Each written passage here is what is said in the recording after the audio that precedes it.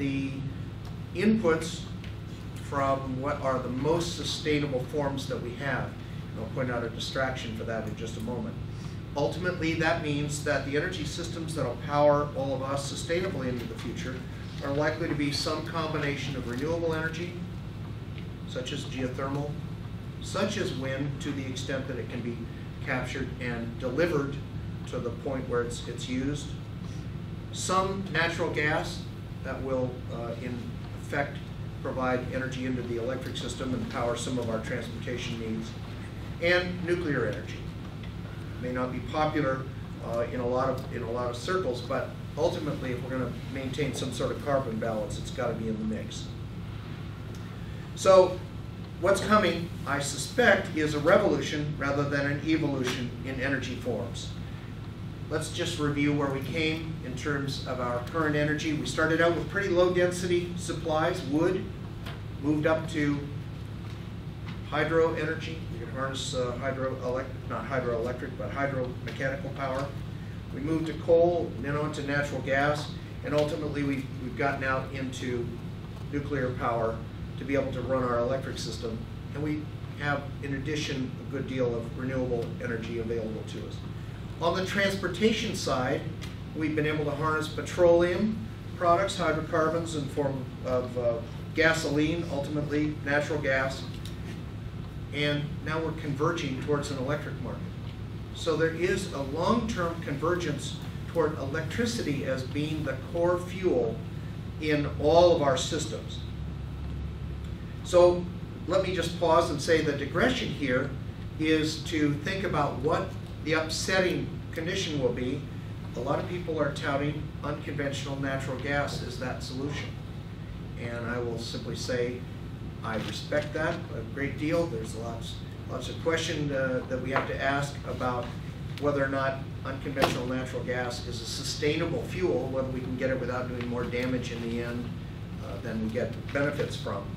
But the risk here is that in moving toward that world, we upset a path that we've already been on towards more renewables. It's hard to compete when natural gas is at $2.50 a gigajoule and the equivalent price for wind is somewhere around $4 to $5, or the equivalent price for solar is $7 to $8. It's pretty hard to make a case for that. Dr. Page pointed out there's a great deal of effort being put into subsidizing some of these forms through feed-in tariffs and the like. Those are wealth transfers, and they occur in wealthy countries. They don't occur in poor countries, and they don't occur in war-torn, strife-ridden areas. They occur where you've got a lot of money to spend, and you can be very altruistic. It's not competitive in the long run. And we've got to think about that when we imagine what the word sustainable applied to the energy system really means. So let me just focus then for my remaining minutes on the future and the fact that we have a growing need for what I'll call welfare economics and transfers. That is, we have a good deal of the undeveloped communities throughout the world who would like to increase their welfare, would like to get access to energy in a diverse range of fuels and sources that can do work for them, can make their life better. And there's a broad interest in doing that, but also maintaining the competitive edge or the comfort that has been already developed in more developed nations. How are we going to get there? Well, one way is that we're going to help you get there, and then you're going to help them get there by being smarter, more agile, and more focused. How are you going to do that? You're going to start by getting a more integrated research agenda that you pursue. You're going to learn not by simply studying economics, simply studying engineering, simply studying the various sciences, and then applying that. That's a great beginning. That's a great core, but it ain't good enough. I can't tell you how many engineers I have who are brittle smart, come into my classes and can't write. They can do equations, fine. So what? If I ask them the right question, they can answer that right question with a competent and elaborative equation. Not good enough. Simply not going to survive doing that. That's not thinking, that's recitating, that's computing, and it's not good enough anymore.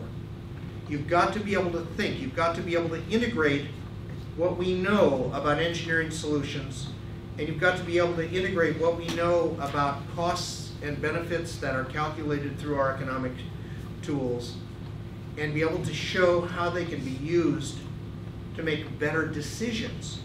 Because let's face it, if any of you grow up to be analysts, and some of you grow up to be decision makers, you're going to find out that the decision-making realm is dominated by people who have to make a lot of unecheloned decisions, one after the other, and do them competently and dependably. And in that dependability, imagine a spherical relationship between the decisions that they may not be able to comprehend, but they will look to their analysts and they will look to their staff to help them do. We're going to need new models of teaching. We're going to need new commitments on the part of students to learn, and that means you're going to have to be better read. You're going to have to pay some attention and homage to what's gone before. It won't do to simply pick up your iPod and ask your friends, who will in turn ask their friends, and get the answer that way. That's the same process that's going on in the U.S. Republican nomination for a presidential candidate today. A circular firing squad. And it doesn't help anyone get better. You need history. You need to build on the tools that we have, and it doesn't come by only learning at the margin. You're going to have to go deeper, and you're going to have to integrate and imagine that all of your learning is spherical instead of linear.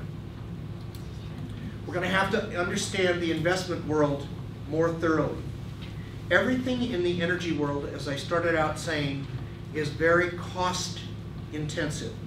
The capital that builds a wind turbine may or may not be available to poor countries. The same capital that's available to build a photovoltaic system, very expensive, very sophisticated to build, design, implement, and to maintain, may not work in developing countries. All of that capital is at the same time competing against buildings, clothing manufacture, agricultural goods, and on and on. We've got to have a way to put a more definitive and reliable measure of capital in energy as our measure of choice, as our measure of how to distinguish where to invest. We're going to need new research. We're going to need research that is focused once again on energy as a distributable good that is available to literally every society. And you know what? We shut that down. And I'm going to remind you that there have been 3 epochal periods for energy research, and they're worth thinking about. A lot of the energy research that was primary in the world that we enjoy today occurred before the Second World War. And it was done by government. It was done for lots of different reasons, including defense or offense, but also because the society was capable of generating a lot of wealth, and there was a determination to invest that wealth in expanding the civilization. And the only way to do that at the core is energy. It doesn't matter to me whether, and it shouldn't matter to you, whether someone knows how to pour concrete for a building like this, or make Corning glass for those windows, or make the wiring that connects them up, or make the fiber optics that connect the buildings together. At the core of all that, which wouldn't exist, is energy. Whether it's natural gas for heat, whether it's fuels for electricity, or whether it's hydrocarbon conversion for transportation, we wouldn't have any of this. None of the clothes you're wearing, none of the food you've been eating, without an energy source. And we don't know much about how to transform it anymore because we've stopped doing research on what its potential is. I said 3 epochs. The second epoch was one of a collaborative effort between private enterprise and government that occurred broadly after the Second World War and ran up to about 1990 or so, at which point we said collectively, and this is whether you're in Europe, whether you're in South America, whether you are in Australia, or whether you're in North America, we said, you know what? The market will solve all of this. All of the people in my discipline said we can have a market that'll solve this and we'll be competitive. And that means we'll have competitive energy systems and we'll have competitive research and the market will provide it. In California, in 1998, when we deregulated the electric system, it took a total of about 4 days before the utilities, which provided all of the private area research on energy structures, sent a note to the Energy Commission and to the government saying, you know what, here's the research tasks. We're competitive now. We don't have a marginal benefit from research anymore, but you do in the public interest. And you know what's been happening since then with regard to public budgets. So if there is a core need in this emerging society, it is for research on distributed energy, the ability to avoid having to put transmission lines and big pipelines and big storage facilities everywhere across the landscape. Research in waste disposal, including heat management from our energy systems, CO2 storage and management. And I will say that a lot of that is probably going to occur in being able to combine CO2 with solids like serpentinite or nephrite and stabilize it that way.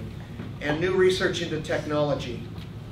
But more than that, and the place where a lot of you will end up, and I'll close with these remarks, it's all about research in how to make this happen, how to integrate the markets, how to integrate the personnel together to make a good outcome efficient. Imagine this triangle. At the top of it's inverted, so the pointed end is down towards the ground. At the top are all the policymakers. And in the middle are the regulators, the people who actually make the rules for how our energy systems work. And the forgotten souls at the bottom of the pyramid are the land use folks who actually make a decision about whether something will be implemented or, in fact, given permission to go ahead. If we don't commence research into how to make each one of those systems efficient, and that's whether you're in a developed or an undeveloped country, then we're not going to have an energy system that will serve long-term and imagine sustainability in a way that it brings benefits to everyone who is involved and is going to use it. So that means that, for me, sustainability and a sustainable future is all about getting the decision process right. And that decision process is going to have a greater sense of what economic costs and benefits really are. And it's going to integrate science and engineering in ways that we translate what they know and that special skill that they have in understanding problems into things those decision makers can actually use instead of just flipping their lucky quarters to figure out what to do next.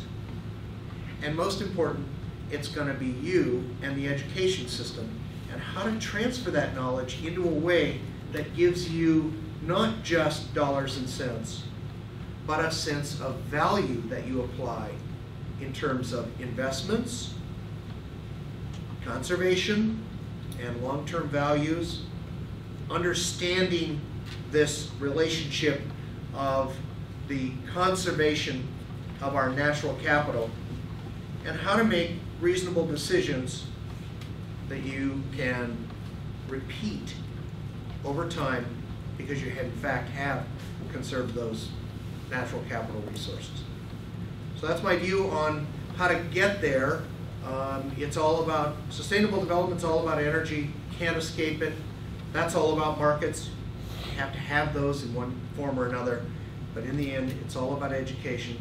and digging deeper to understand the interrelationships and the integration of what you know with how we manage markets going forward. I'm going to stop there and just say, if there are any questions, I hope the ones I planted in the audience, slow home runs come through. $5 per question, right? Any questions? All right, well, Chantel. We talked about growth at the margin, and I have it circled on my page here a couple times. In the deregulation of markets, do you think that allows for more growth at the margin, and to what extent do you deregulate in the hopes that that growth will occur? Almost everyone who deals with markets or economic growth imagines that things are occurring at the margin. There's not much of a return for going back and reinventing or repairing or retuning something you already did. People imagine growth because it's new, it's expansive, and it's different, and it enjoys some comparative advantage against other forms of technology or other goods at the margin. So, in fact, almost every single deregulation that we have done, and think about them, in the developed world, we've got a long list. Banks, and who can say that their bank isn't friendlier and more efficient than it was before? Mine's in Safeway now, where it used to have a separate building for it before. Airlines, we deregulated the airlines so that we could be able to go more efficiently to different places. And who can say that the hub and spoke system that we have now with 9 hubs instead of just one isn't more efficient than what we had? On and on. So we've deregulated the energy system broadly: natural gas, electric wires, pipes, hydrocarbons, extraction. We've deregulated across the board, all with the idea of extracting more efficient transformation of those resources, and more availability of the resource out to the public that's going to use it. In each case, it's all done to increase wealth at the margin, and almost never about increasing the efficiency or density or utility of the core. And what I'm proposing to you is that you think hard about how to make redevelopment and maintenance and ongoing stability of the core your mission. Margin takes care of itself. There's always entrepreneurs that want to do that. That's the easy part. That's like going out into flat land that is currently in farming, and or gently rolling hills and saying, well, we ought to develop houses here, but we don't. Oh wait, we just did that all the way west of here, didn't we? And south of the city, and east. Come to think of it, we did it on the north side too. It was all easy, right? Had a planning system that said, well, what the heck? Farmers, there's 2 of them, right? How can they compete? So we'll just go out and we'll use that land because it's easy. It's easier than doing something efficient in the core. Don't think that way. Flip that around and imagine what it's going to take to make the investment in new capital efficient and effective in the core, not at the margin. And that's a dramatically new way of thinking, and you're the ones that are going to be able to do it. But it's certainly a challenge and a redirection from where we are now. I think I can take one more question before, well, I'll take 2, yes. We have concepts such as growth and developing usually used hand in hand. Can we achieve economic development without growth, or we need one as a cause of growth? No, that's a great question, and the answer is technically no. We can't grow without converting new natural resources, but what we can do is imagine that we understand that capital stock a little better, and that what we do is protect it, or as we're finding out how much of it we're going to use, we imagine how to develop new substitutes for it, or more importantly, how to use it more efficiently. Now what that should say, given the last thing that I was saying, is that if we're going to do it more efficiently, what's going to happen to the price at the margin? Right, it's going to go up. Okay, has to, right? Because it was just about free before, and so now we're going to start pricing it differently, and that means that for all of us, that means we pay too little for energy, we pay too little for the benefit of conservation that we could get, and we don't arrive at effective or competitive substitutes very easily.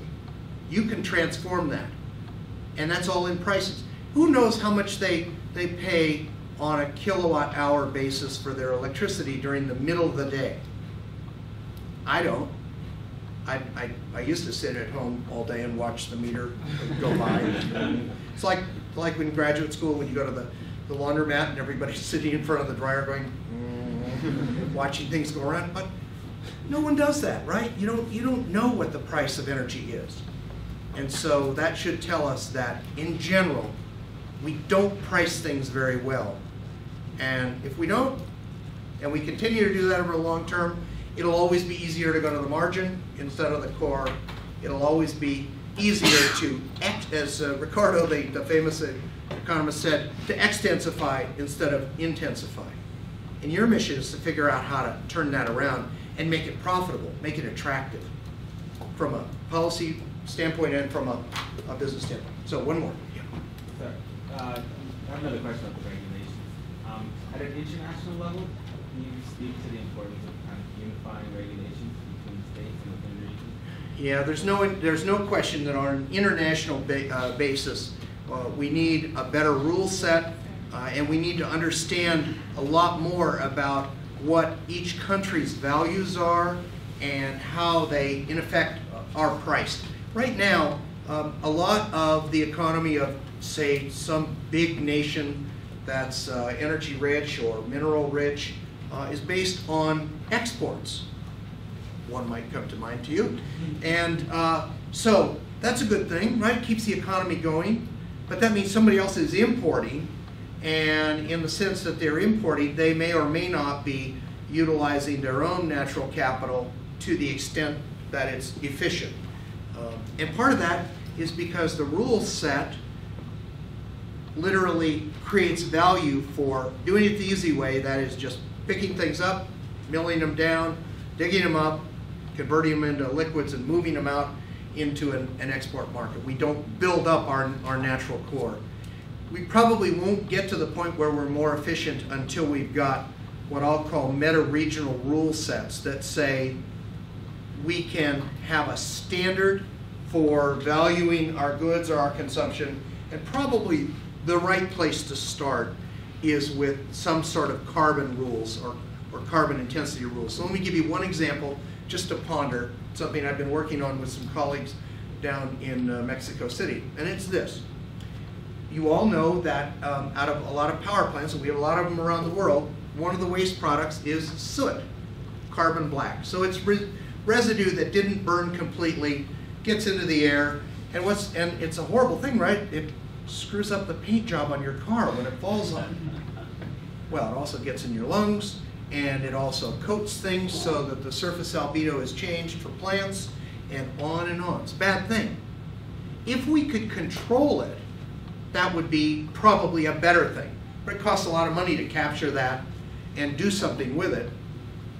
But imagine this, there are a lot of poor countries, Mexico included, where in order to survive, remember the transition that I was talking about from low density fuels, start with wood, go to peat, and on up the stream? Well, in that process, and you can go to Madagascar, you can go to Mexico, you can go to Brazil, what did the indigenous peoples have available to them? Lots of wood. It's low density by my definition, but for somebody who doesn't have anything else, it's primary, right? It's heat, it's light, and it's cooking fuel. So, and it's also free. Just go cut it down, move it, and transform it. I was in Mexico last year in a little village, and standing next to a man who was showing me a brand new Ferrari, which I was in love with. And a man came walking past us on the sidewalk, and he had 4 burros. And on the burros were sticks of wood that he'd been cutting old manzanita up in the mountain, he made his living by coming down and getting about 10 to 15 pesos per burro. Unbelievably small amount of money. An unbelievably large amount of damage to the hillsides cutting down the manzanita. The water issues, the soil erosion are going to be horrible. There are millions of long-term dollars involved in that transfer of potential energy into a heat product that somebody else could use. Okay, well, there's lots of ways we could worry about his income, and we think about that in another context. But the hillsides are important. If we had a way to move that carbon, what we call carbon black, back into an area that's been denuded and used it as a soil amendment, we could start to reconstruct some of the forest areas. We could rebuild the natural economy by using a transfer function to move a waste product into a productive enterprise and stabilize things that are getting out of control pretty fast. We can put a price on all three of those elements, right? The carbon, the loss of productivity, and the recovery of the forest resource that had been marginalized over time. Now imagine something else that we could do if that poor paisan who was working to denude the forest were in fact given a new job, and that was protecting the new forest. And we paid him with an income transfer that represented some of the carbon storage, because in the developed world, we'd certainly like to have a place to store waste carbon. He'd have a job, the forest would recover, we'd have a place to store carbon, and we'd have a more efficient circle. Try imagining things in a sphere when you look at some of these problems, and imagine that at the root of all this is the energy system, and it offers us tremendous opportunities not only to get better, be happier, but also a way to protect and intensify that carbon budget, or the natural capital budget, in ways that give us a better future going ahead, a real sustainable future. Thank you all. I have to go, and